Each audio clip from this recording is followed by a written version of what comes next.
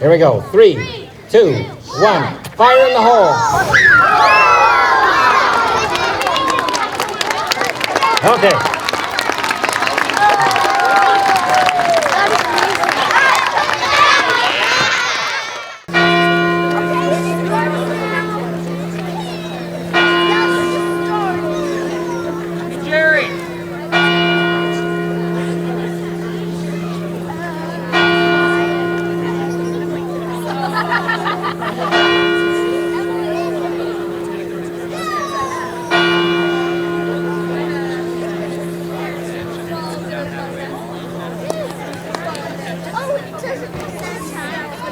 Alrighty, hi everybody.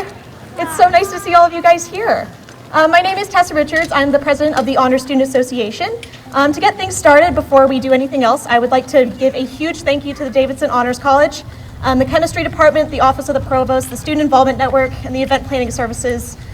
Those are the ones that have made this all possible tonight. And of course, my Honor Student Association for being willing to do all this with me. You guys are a little crazy, but I appreciate you. So, when I began my freshman year, I had no idea what I was doing, and I struggled through my first couple classes, and they were interesting, but nothing was really clicking with me. Nothing was very fun. Is this what all of my classes are going to be like, is all I could think. That all changed when I sat down in Urey Lecture Hall for my last class of the day, Chemistry 121. In walked who I could only assume was the professor, but he didn't look like any of my other professors. This man was wearing a floor-length wizard robe with a pointed hat. Alrighty. Once he set down his box of materials, the projector was turned on to a slide titled, "Welcome to Potions 121. Was I in the right class? This man is the famous Garon Smith, or as most people know him, Gee Whiz. His wizard getup was certainly a great way to get the class's attention, as well as the magic trick he performed at the end of the lecture, complete with a magic spell and finger wiggling. The fun didn't stop at the first day, though. Gee Whiz continued to make the whole semester interesting, from blowing things up in the lecture hall and making liquid nitrogen Cheetos, some of the reactions you'll see tonight, to giving little tidbits about bomb-sniffing bumblebees and how snowflakes are formed. Gee Whiz grew up in Colorado and completed his bachelor's degree in environmental biology at UC Boulder. During college, Gee Whiz tested out his chemistry skills as a snowmaker at a nearby ski hill. He then went on to get his PhD from Colorado School of Mines. Gee Whiz started working at U of M in 1991, making this his 24th year with our chemistry department. Quite an accomplishment.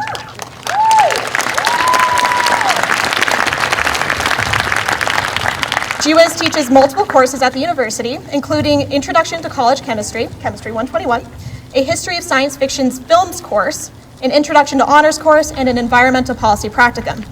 From January 7th to July 9th of last year, Gee Whiz traveled to New Zealand to do science demonstrations in area schools, traveling the whole country to show kids his charisma for chemistry. Not only did they love his shows, but many schools were added onto the tour after finding out about the crazy American wizard. He even got invited back to do more shows this summer after the spring semester is done here. In addition to teaching his classes, Gee Whiz has served as the ASUM advisor since 2007. He also chairs the local Board of Health, the Air Pollution Control Board, and the Water Quality District Board, and is the board's liaison to the Air Quality Advisory Council. So he's quite a busy guy. We're lucky to have him tonight. You would be hard-pressed to find another professor that is as incredibly passionate about teaching as Gee Whiz. There's something about learning from a professor that is excited about their subject. It starts to grow on you and makes you enjoy the class more and more. Gee Whiz has shown countless students that chemistry can be interesting and even fun. The university is losing one of the best professors it has ever known. It will be a sad day tomorrow in the Social Sciences building when Gee Whiz finishes his last Chem 121 lecture, but we will always remember him as the man in the wizard's robe with his magic pointed hat. Without further ado, the great Gee Whiz.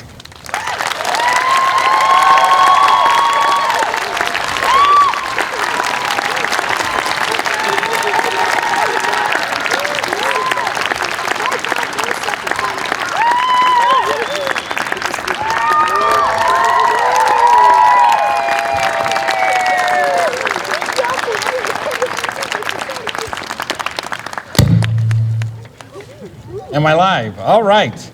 I know that President Engstrom is out of town, so I knew that I could walk out of Main Hall without him objecting. So I'm thrilled to see so many people come out for a chemistry program. Usually you say chemistry in a conversation, then everybody goes, whoa. But I've been fascinated with it my whole life.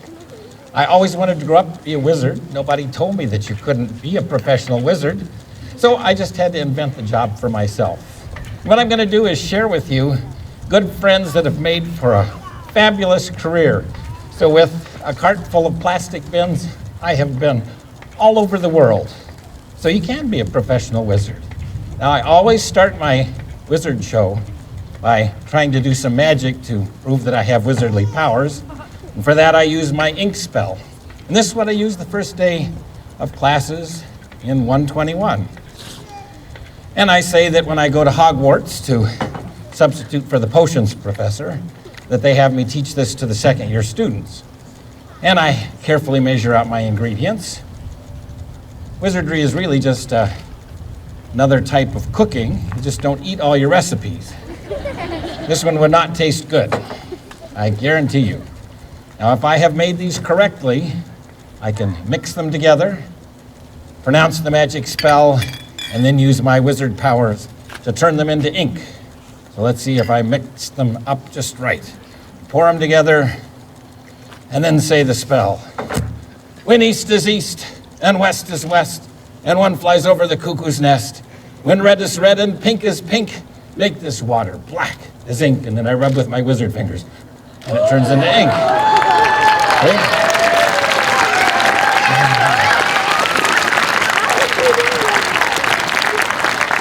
I don't know how many thousands of times I've done that, and it's still fun. It's also tricky. It doesn't always work just the way I want it to. In fact, when the provost had me do a big public lecture, I had forgotten to put one of my ingredients in, and it did not turn black. Woo! So how did that work? Was that magic? No, it's science. What do you think? You think it had to do with time. You must have seen my show before. I came to your class. Would you like to come up here and help me do it again?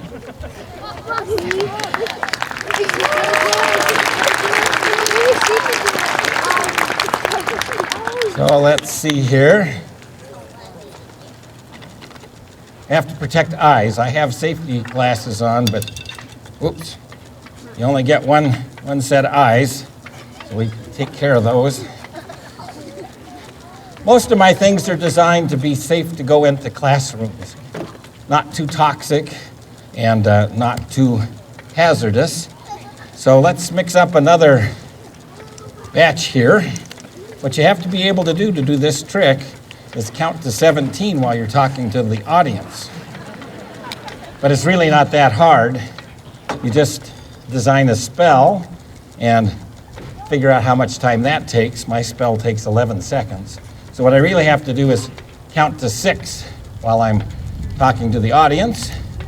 And then when I finish my spell and rub my hand, it's about ready to change. Although the timing is a little bit temperamental. It changes with temperature. It changes with concentration. So sometimes my timing isn't so good. And what's your name?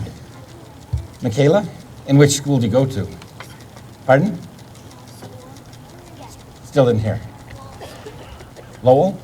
Okay. Are you in Jesse's class? Oh, I came for Jesse's birthday. I get to go to schools all over the place. In fact, next week I'm going to Paxson and Lewis and Clark and down to Hamilton to the museum. Okay, so let's come out here. Got your eyes covered, right? We're going to pour them together. We're going to count this time out loud so you can tell when 17 is coming. And when we get to about 15, you can wiggle your fingers at Michaela. Hopefully the ink will change color instead of Michaela, right? Are you ready? Here we go. 1, 2, 3, 4, 5, 6, 7, 8, 9, 10, 11, 12, 13, 14, 15, 16, 17. Whoa! Thank you very much. I better give you a wizard card for being my assistant here. There you go. What is it? What is it? The potions are potassium iodate in the first bottle, and in the second bottle it's sodium sulfite, a little bit of sulfuric acid, and 3 pellets of ghost poop. That's what I call the packing peanuts that are made out of potato starch, because that's what helps make the color change. Iodine and starch make that color. In fact, you may have been in a nutrition class and tested foods for their starch content by putting some iodine solution on a slice of potato, and it changed color, proving that there was starch. Now, most of you probably haven't seen this variation on it that I'm going to do. I don't do it very often because it takes a couple hours to cook up and it uses a lot of chemicals. But it's a fascinating variation on the clock reaction, the iodine clock reaction. It's called the Briggs-Rauscher reaction, after a couple of high school teachers that came up with the recipe. I call it storytelling water. It has starch in it, it has potassium iodate, but it has some other stuff in it too. When we dump all 3 solutions together, it begins to tell a story. One clear day, the golden sunshine was shining, but there was the dark forest that Goldilocks wanted to go visit. So she pushed through the trees, and up ahead she saw a clearing. There was a cabin at the far side, but the windows were dark. She opened the door, turned on the lights, but the bedroom was still dark. See, isn't that kind of fun? This is called an oscillating reaction.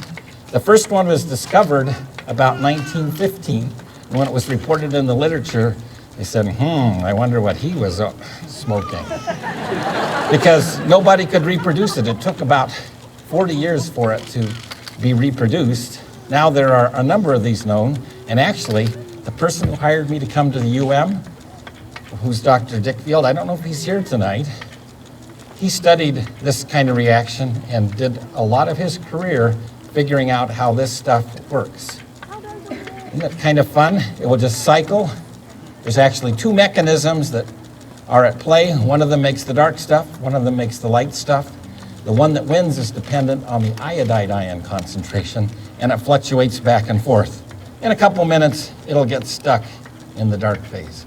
Like I say, I think it's fun to see that oscillating reaction.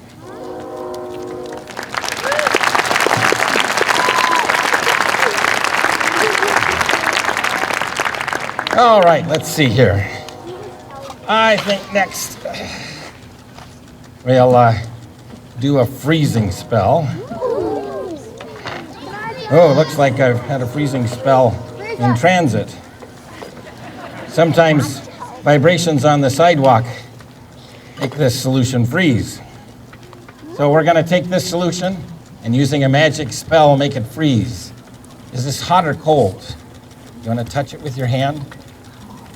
Is it hot or cold? Cold? Look at a couple. Don't walk close to the speaker with your microphone. Is it hot or cold? Hot? It's about room temperature. Uh-oh, it started to freeze. What the? I should have left the top on. So now I have 2 of these frozen.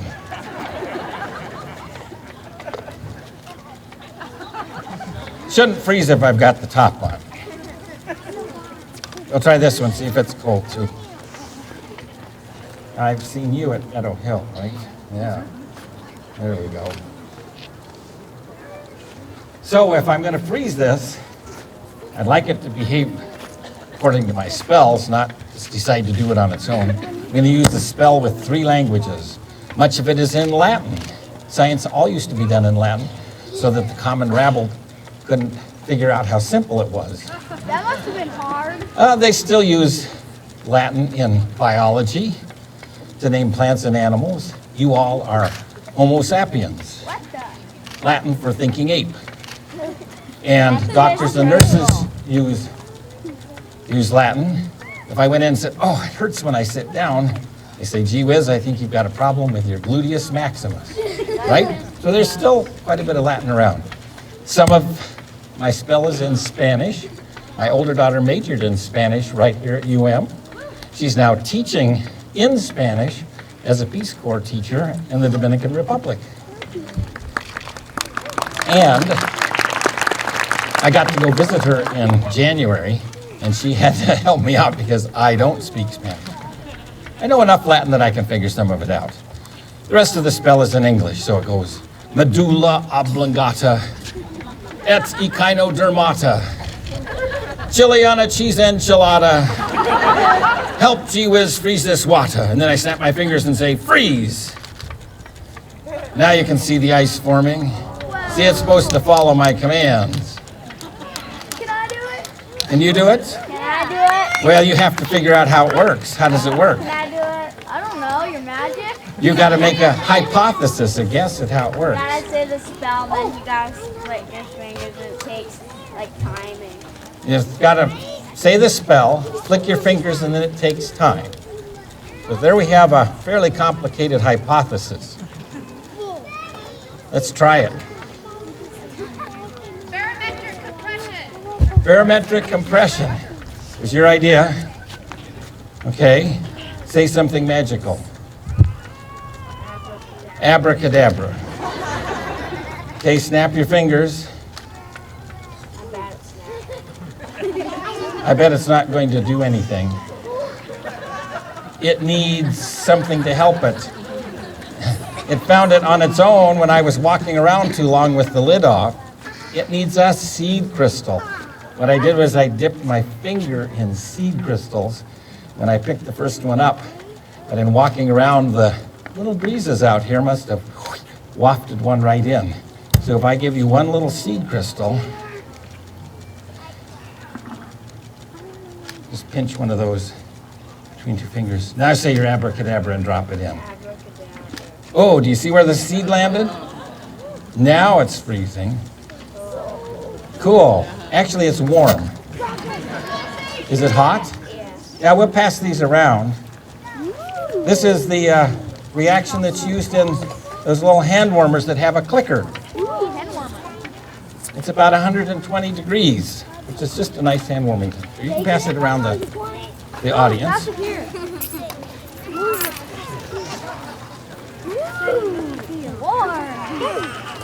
I drink it? See that one?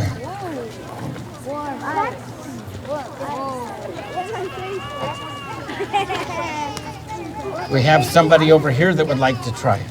Why don't you come up and help?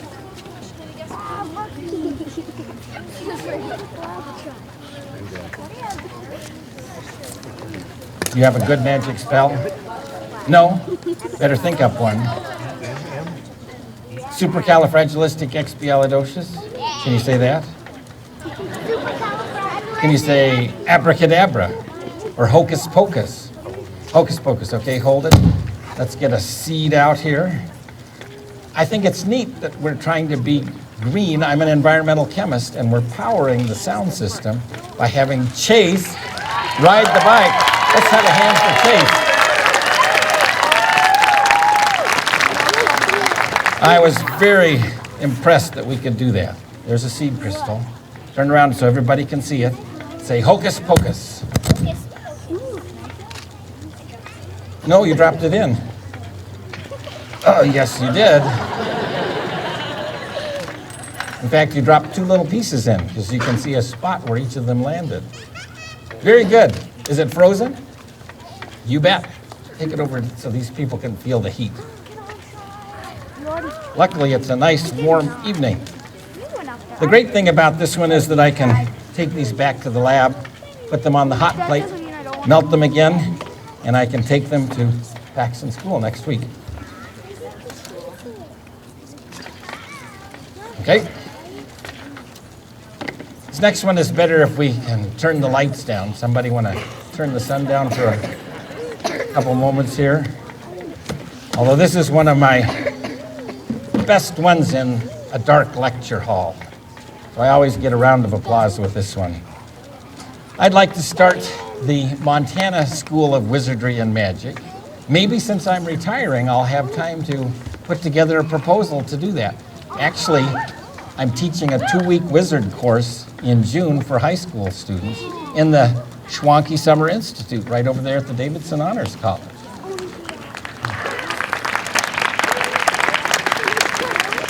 And after 2 weeks, they put on a wizard show instead of me.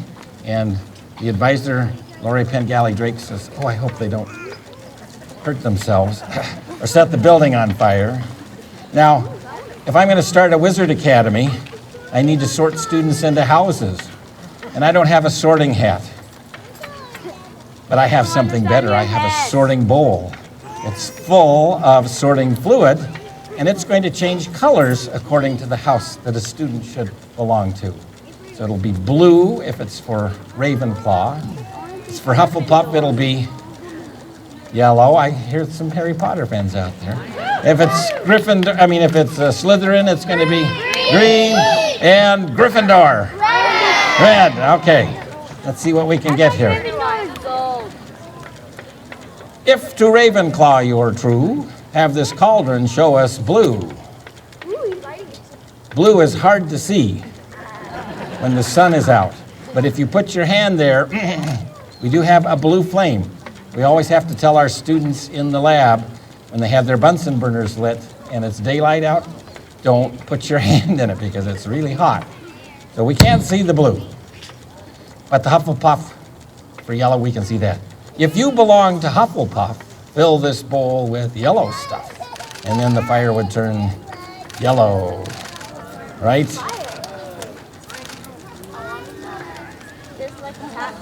And if you were in Slytherin, that's where Snape is from, right? If in Slytherin you're seen, have this cauldron show us green.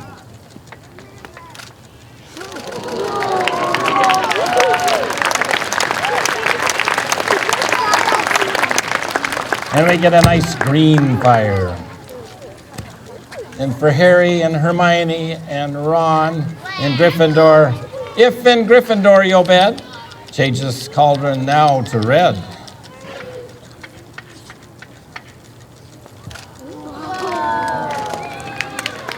In a dark room, this is much more dramatic, but that's okay. You can see the red fire. We're going to set off some fireworks later, and we're going to do the same sort of trick. We're going to use slightly different chemicals because it's going to burn hotter. But we're going to shoot off 24 artillery shells, one for each year that I've been here. And normally you can't shoot off fireworks in the city, right?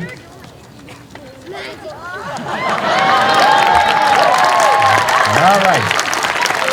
I went down and spoke to the fire marshal.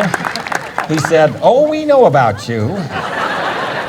He said, if you'll come to one of our retirement parties or a Christmas party and entertain us, we'll just waive the fee. So we're going to make me get my money's worth here, right? And there are going to be some colors. We're going to see red and green and yellow. We'll probably see some of this, too. After the students are sorted, the faculty probably want to show off. I like to show off, right? So I'd say, my wizardly might can shape and mold this cauldron into sparks of gold.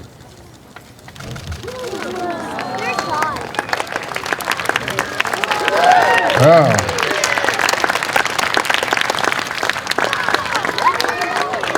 And then finally, show these muggles a wizard's might. Fill this bowl with sparks of white. A little hard to see the white sparks unless I put in a little bit more. I can't put a whole lot of this inside because it does make some magnesium oxide smoke. And it has been known to trip the smoke alarm in the chemistry building. I am the great and powerful Gee Whiz. See the smoke?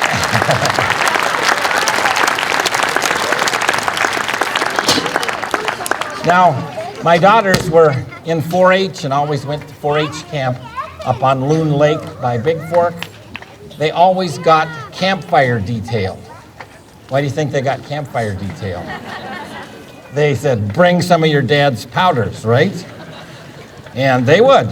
Now, if this looks fun to you, with parental supervision, you can go to the fireplace section of places like Walmart and look for funky colored flames. It's got little plastic pouches. You just throw one of the plastic pouches into your campfire or your fireplace, and you can have some of the same sorting colors.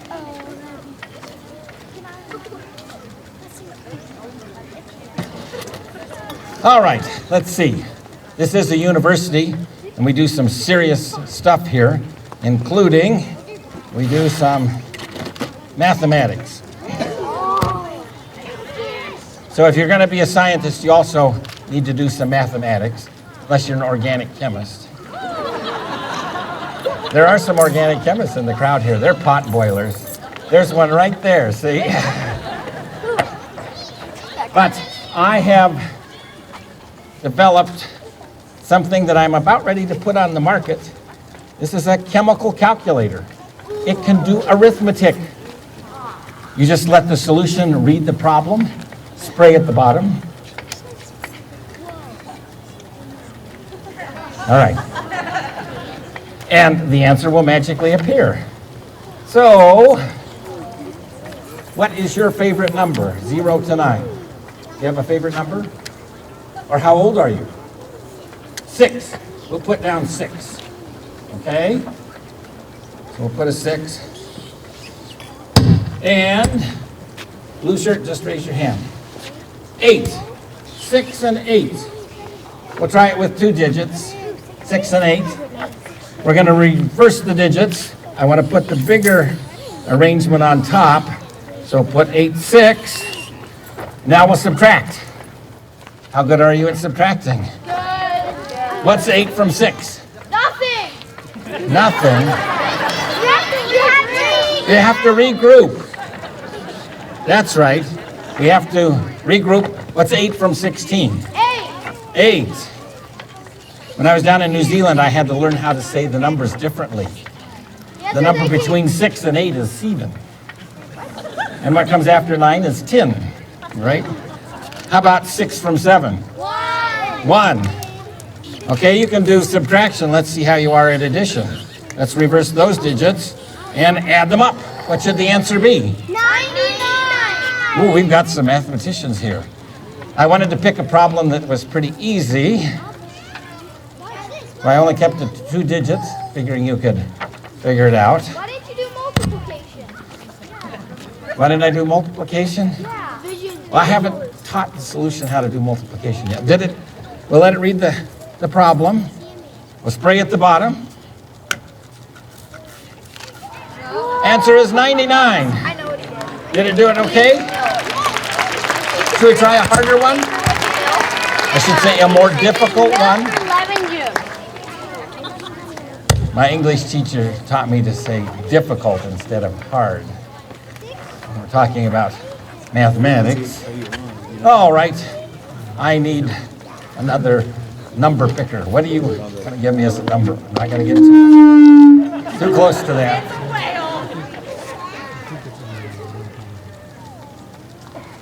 7.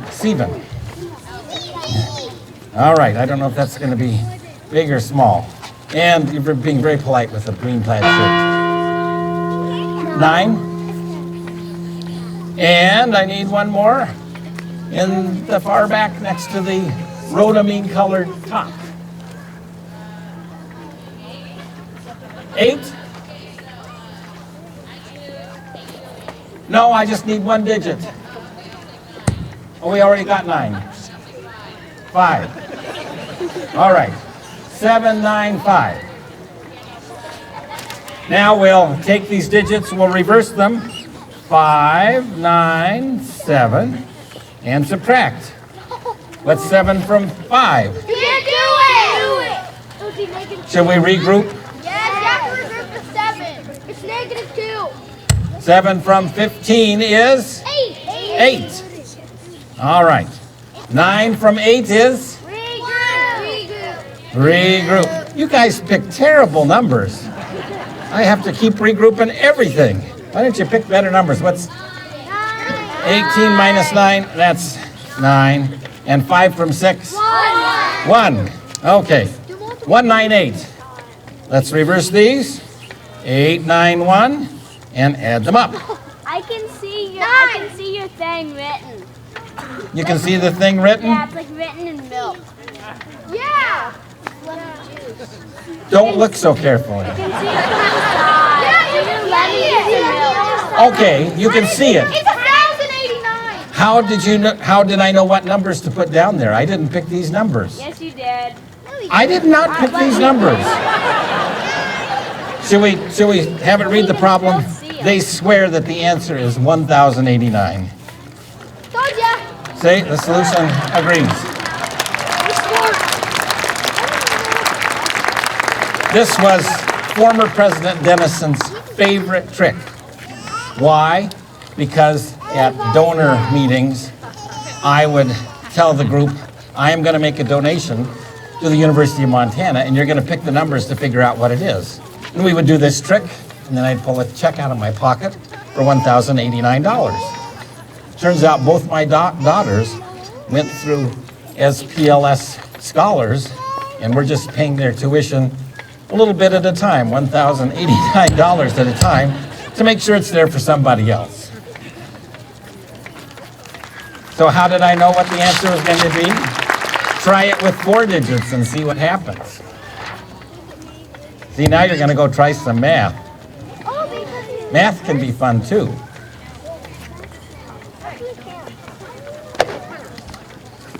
Now, when I was growing up, I had an older sister named Cheryl. She's born in 1944. I was born in 1947.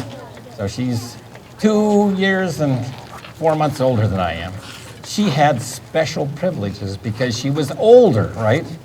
And then I have a younger brother. His name is Colin. He was 5 years younger, smaller than I was, sufficiently so that my mom would say a lot of times, oh, he's the baby. He needs special consideration. I was in the middle. What did I ever get? Any of you middle kids out there? Yeah. We have to live by brain power, right? So we used to fight over everything. We wanted to try to find out who Mom liked best. If I got my turn more than 1 time out of 3, she likes me best, right? So we would fight over everything. And I'd say, hey, I just got 3 turns in a row. I'm on her favorite list. Well, we used to fight over what kind of juice to have.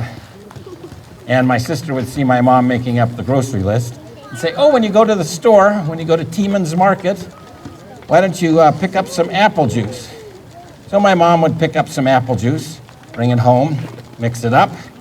It was usually frozen rather than powdered. This is more like iced tea. And she'd mix it up and bring it to the table. Say, okay, kids, here is your breakfast juice. It's got vitamins and minerals. My sister would say, oh, give me that apple juice.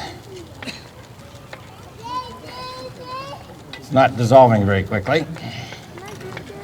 And then she'd get to me and I'd say, that is wimpy looking juice. It's hardly different than water. I could read Garfield right through the whole picture of it. I like Welch's grape juice. It's got that dark purpley color. It put meat on my wizardly bones. And my mom didn't want me to grow up to be a wimpy wizard. So she'd say, well, maybe you better have grape juice. So she'd pour me my grape juice. You don't have a picture like this at home? You must have grown up in a Muggle household.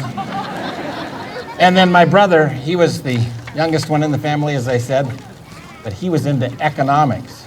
That's what he studied in undergraduate school, although he now has a graduate degree in counseling and advising and psychology. He's at Fort Lewis College. He would say, you know, I could sell my vote. 2 votes out of 3 wins. Cheryl, if you give me a dime, I will vote for apple juice. Back then, a dime would buy a Coke and a candy bar. Won't anymore. And so he'd get his dime and take his apple juice and drink it on the way to the bank. Now, the next time my mom would be making up the list, my sister would say, oh boy, more apple juice. And my mom would say, it is not your turn, Cheryl. It is Garon's turn. Garon, what do you want? I'd say, you know what I like. I like good old Welch's grape juice. So the whole pitcher would look like grape juice. Except down in New Zealand, they only have white grape juice. I had to change the story into Ribena juice, which is a blackberry juice. So my mom would bring the grape juice to the breakfast table and say, okay, kids, time for your juice. My sister would say, Mom, that's grape juice. Girls wore white blouses to school a lot back then. If I spill that on my blouse, it'll stain it. And so my mom would say, well, maybe you better have apple juice. And I would need my grape juice. No wimpy wizard here. Oh, you know how I do this one too? I'm trying to lift the glasses up so people in the back can see. And that makes it more difficult. How do I do it? What? I think there's like a connection when you put the cups together that turns the colors. When I put the cups together, that turns the colors. Yeah. Like that? No, like when you pour it. When I pour it, where could I hide the secret ingredient? I don't know, you're a wizard. I just use evaporated water. Where? You could hide it in the juice. In the juice? Well, that's pretty tricky to have the thing that changes its color sitting in the juice while it's staying the same, right behind him. In the different cup. In the different cup. This is an empty glass. Oh, except for that glass-colored liquid at the bottom. That's how it turns into apple juice. It gives off some hissing and steaming. That's concentrated sulfuric acid. You're not supposed to add water into concentrated sulfuric acid. If I make that layer too deep, it will explosively boil like popcorn and throw hot acid all over my audience. So I never use too much. Try it! Now my brother hasn't had his turn. He's going to get yet another dime because when my mom says, Colin, what would you like for your breakfast juice? He'll say, I'd like apple juice. Cheryl, you owe me another dime. And down in New Zealand, they don't call a 10-cent coin a dime. They call it a 10-cent piece, right? So I had to change my story there too. And there we've got the apple juice again. For you chemists, this is just a little bit of playing with Le Chatelier's principle. I'm perturbing an equilibrium and pushing it back and forth between the two sides. Uh-oh, we had an accident. I'll get the broken glass picked up. I've got more of these. But we don't want anybody getting into the broken glass. You touch the ice without the glass. You can touch the ice without the glass. It's sodium acetate. That's what they put on potato chips to make them taste like salt and vinegar. You can do this trick in another way, and they did it down in New Zealand. When students came to the University of Otago, where I was based, for a visit, they would be given a flask of this solution, and then they put a seed crystal down in a petri dish, and they poured the solution over the top of the crystal, and it grows a crystal tower. It was a contest to see who could grow the tallest crystal tower. It makes a big mess, and you lose most of the chemicals. You can't use them over and over again. That's why I like to do these. But if I'm careful, I can take this back to the lab and reuse that.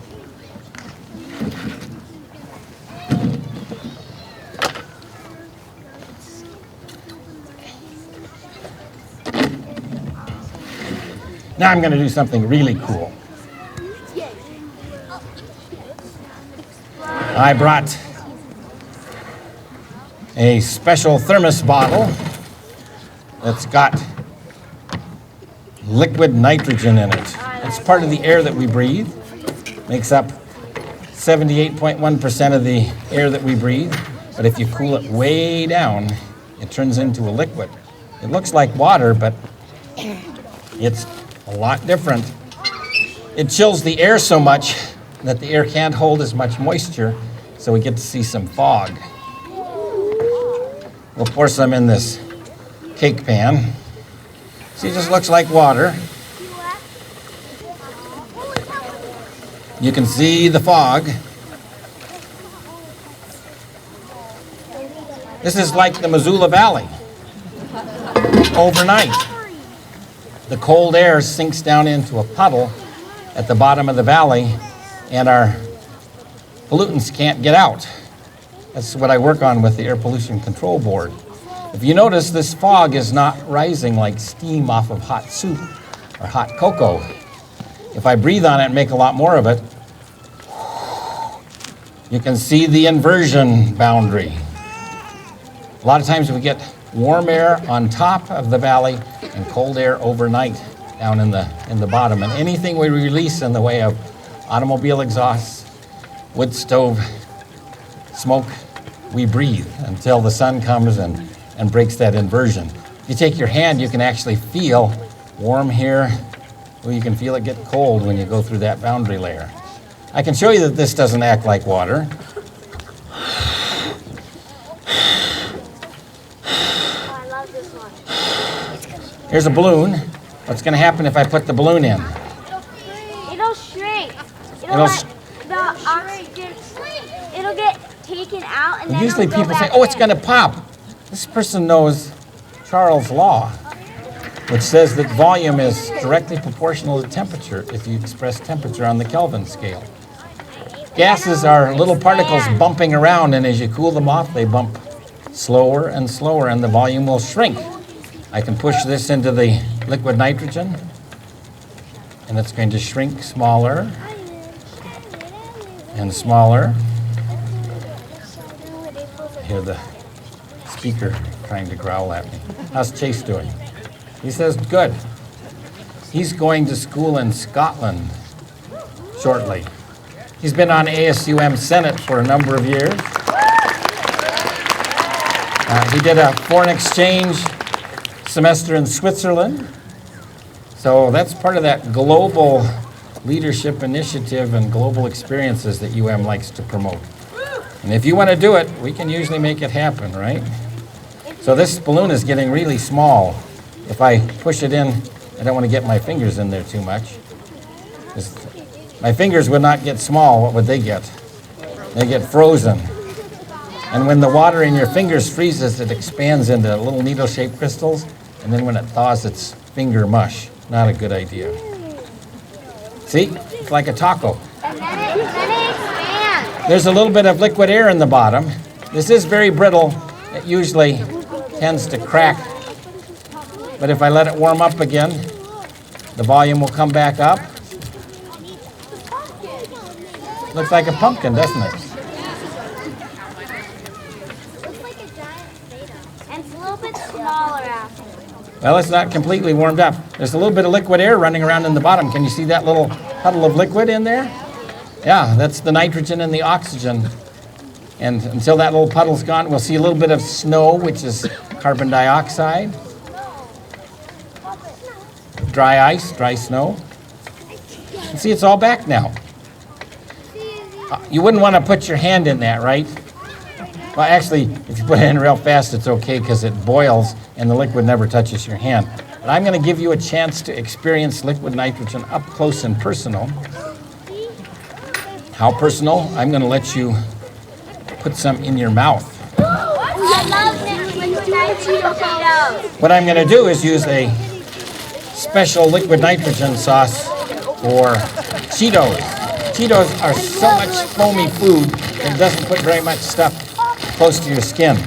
And the honor students are going to help be my minions to help serve these. They're going to have to hold the pans by the corners. I ate those So I'll put some in here.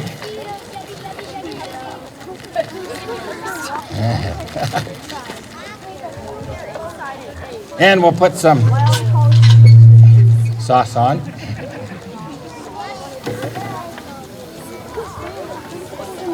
Now, to eat these safely, your mouth is good at warming them up because of the saliva. Your fingers are not good at warming them up, so you want to have them in your fingers a minimum amount of time. And your mouth warms them up better if it's juicy. That's a polite way of saying take a little bit of spit, right? And then you pop it in your mouth and You chew it with your mouth slightly open so that the fog can escape and you'll look like a dragon.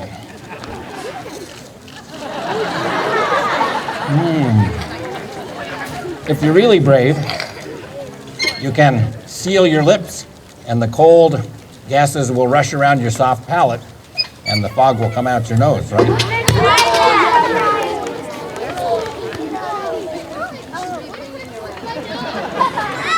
Okay. So we're going to send people out, so handle it by the corners. You may have to put it down periodically, let your fingers warm up. Yeah. Here's Tanya, she was in my class last fall. Move forward, no moving forward. It's going to come to you. Otherwise, everybody's going to be slow. So better table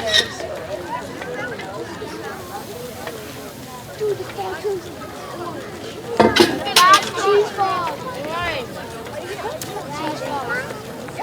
Okay. Oh boy. Here's Sarah, she was in my classes last fall.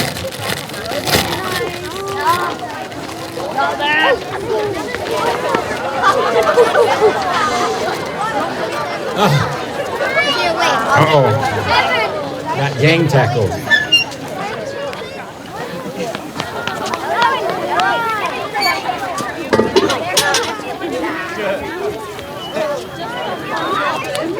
Okay. It feels weird, doesn't it? And it comes out completely dry. I think we better do some fire. Okay.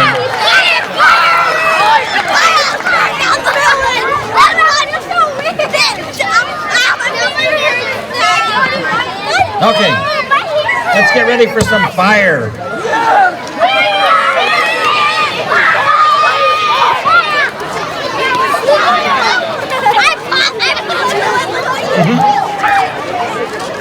Let's see. Yeah, this it gets cold, doesn't it? All right. Good.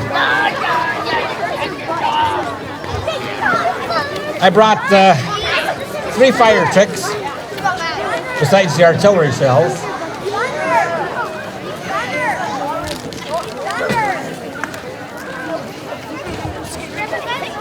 One of them is a trick that the Forest Service uses to start fires from helicopters.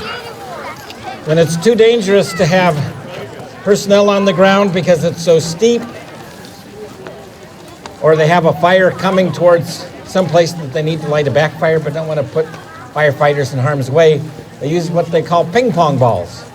They look like ping pong balls. They're just 2 little plastic hemispheres that they put a little bit of potassium permanganate inside of and snap together. Then they go in a hopper, and there's a bank of needles that punches a line of these balls and squirts antifreeze in. And about a minute later, it bursts into flame.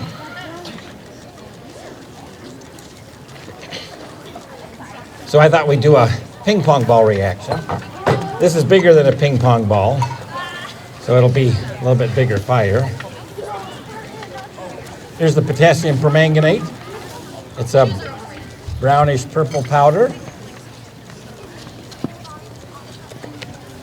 And this is glycerin, which is chemically related to antifreeze. I had this sitting on the lab shelf and I know that it works. So I put the glycerin on. See, I just started a fire.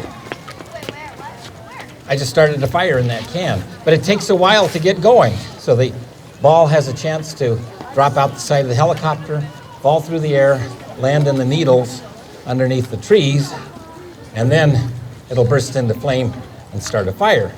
So they've used these in a number of different settings. Takes a while for that to, yeah, well, here we go. See, about a minute. Woo! Is that hot enough to start a fire? You bet. If you do that on one of the projector stands in your lecture hall, it'll blister the top of it. How do I know? Don't ask. I didn't have a big enough hot pad underneath it. The next thing I'm going to do, so I'm going to make a blob of lava. It's going to be real lava. And it's going to be at about 2,500 degrees.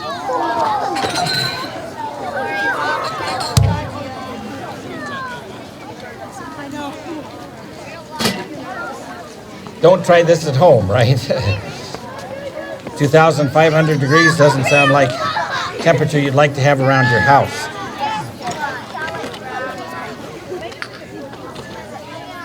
This is a trick that they would have a tough time doing at Bozeman in the same way that I can do it here. I call it grizz lava. You see why? It's made out of chemicals that are grizz colors. The maroon, that's iron oxide, and the silver, that's powdered aluminium. I had to learn how to say that different too when I was in New Zealand. I'm going to put these two powders together in a little paper cone. It's actually the corner of an envelope cut off. It says New Zealand Post inside. I'll put that red powder in. This red powder is iron oxide, iron 3 oxide. It's called hematite when it's in a chunk in the ground. It's used to make rouge, to make your cheeks look red. It's used to make red barn paint. And then powdered aluminum is, of course, what you'd get if you powdered a drink can.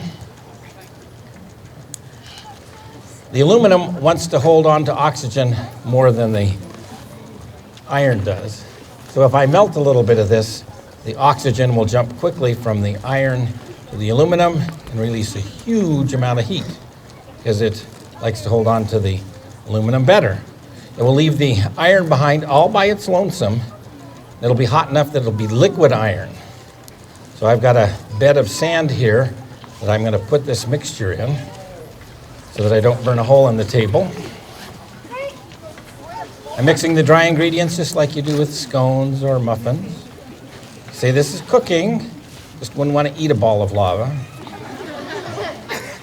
We'll make a little pit in the bottom of the can. The can has sand in it. This isn't a bad recipe for lava. Iron and aluminum and oxygen are some of the most abundant elements in the Earth's crust. I did say I have to melt a little bit of it. So I'm going to build a little bit of a magnesium fire on top. Remember, I am the great and powerful gee whiz, and that's the powder that I'm using there. I'm going to make it burn a little hotter by putting some barium peroxide in. That gives it extra oxygen, a little bit more magnesium. When I light this, it's going to get very hot, throw some sparks in the air. I'll tip the can with the tongs so that you can see the puddle of lava at the bottom. And then we'll cool off that lava in a little beaker in some water. It'll hiss and gurgle and growl because it's a lot of heat to get rid of. Now I know what the Shakespeare in the Park people are up against with the bell. They say, "Hello, Missoula!" I'd love to go to that. All right, so we'll light this up. We'll see a quick flash of light, and in just a matter of a second or two, we're going to have a pool of lava down there in the bottom of the can. And then I'll fish it out with my tongs so you can see it. We'll cool it in the water. And after it's cool, it usually has a frothy, slaggy outside coating, which is iron and oxygen. And inside is a little bead of iron that's now solid because we cooled it off. Are you ready? 3, 2, 1, fire in the hole.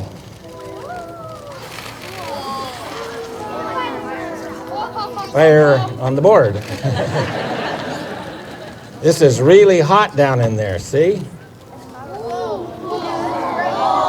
Can you see how hot that is? Get back there? Well, I think the, let me see if I can, this was powder when I put it in. Now it's a chunk of lava. See? It's very hot. We're gonna cool it off. Listen to it gurgle.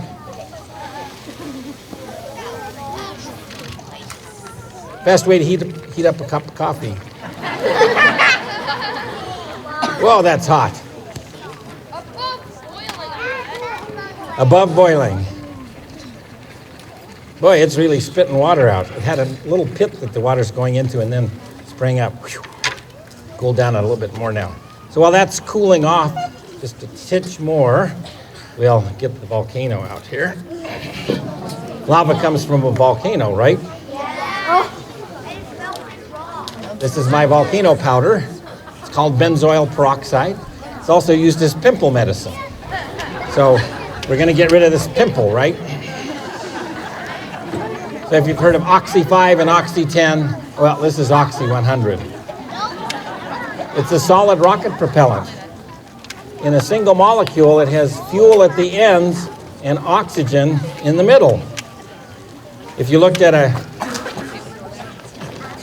model of the molecule, here's what it looks like. Black and white, that's fuel. You see the ends are fuel, hydrocarbons. White is hydrogen, black is carbon. In the middle, you have oxygen. And when oxygen hold hands, not a good deal. They don't like to hold hands. So if you give them a chance to not hold hands, they will not hold hands. This has two of the three things in the fire triangle. You need fuel, oxygen, and heat. Some of you may have heard my wife's fireworks lessons. She works for the Forest Service and has put together that fireworks trunk. We'll provide some heat here. I'm going to stay low, take my hat off.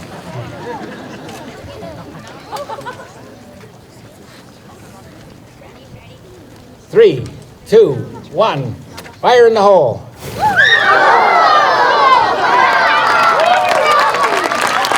Can we try it again? Okay.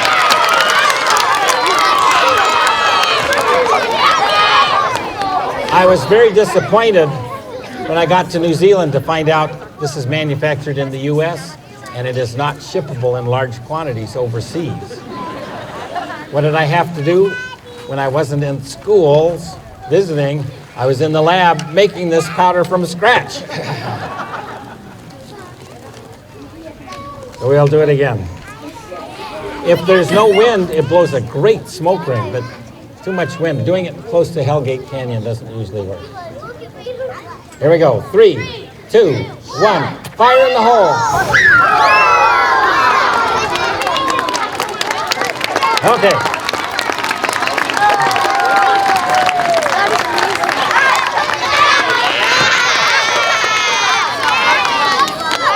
Now I did bring one more thing before we start the fireworks. Maybe I can have a couple of the Honors Student Association people help me out.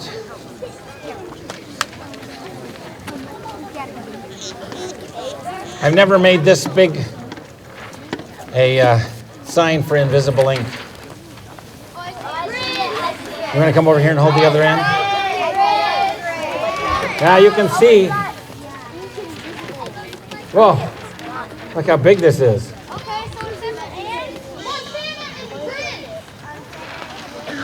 You want to come help me make the sign show up? Can you squirt? Go up there and squirt where you see some writing.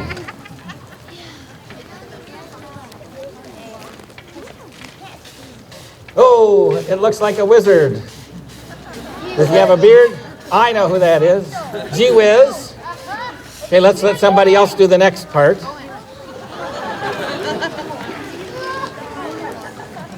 Want to come up and squirt the next part? I won't get close to that speaker. Right next to the wizard, start spraying. We can't see you right Oh, yeah, so step back a little bit. Step back. Step back so you're not so close.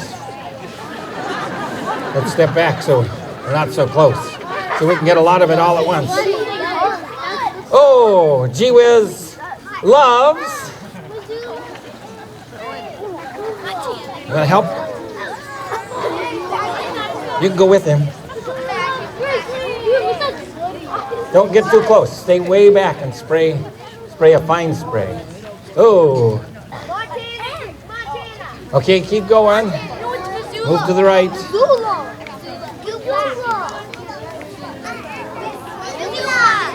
Missoula. Hello, Missoula. Give you the next word.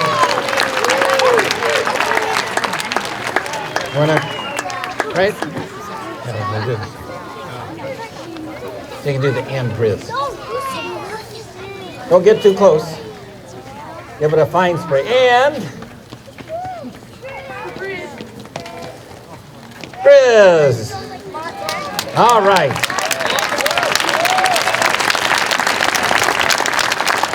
I've had a wonderful time here.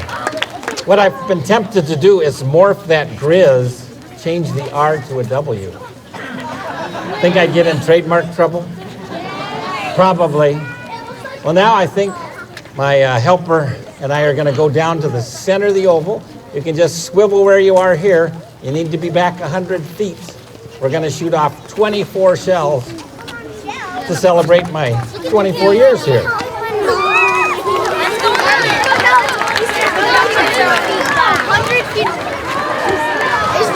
Is that rolling? Is that rolling? I think we're at a good view. Yeah, look at this.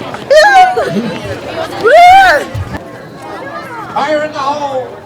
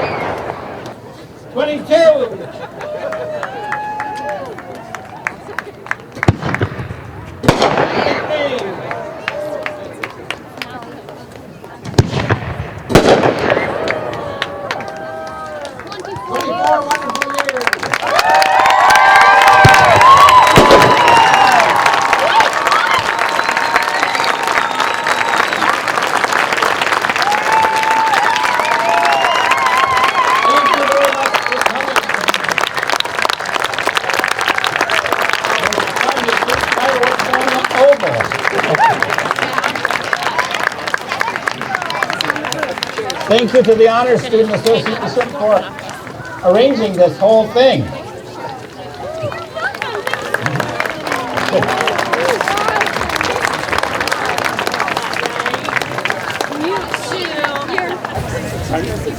Sure. Something I can't remember. British Isles. Thank you. Scotland, I would say. I'm also what? Sorry, my daughter is You want to come in too? All right. okay, thank you. You bet.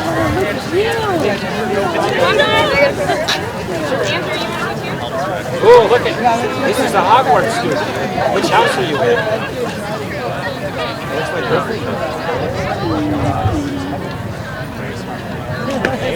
I'm pretty happy with that.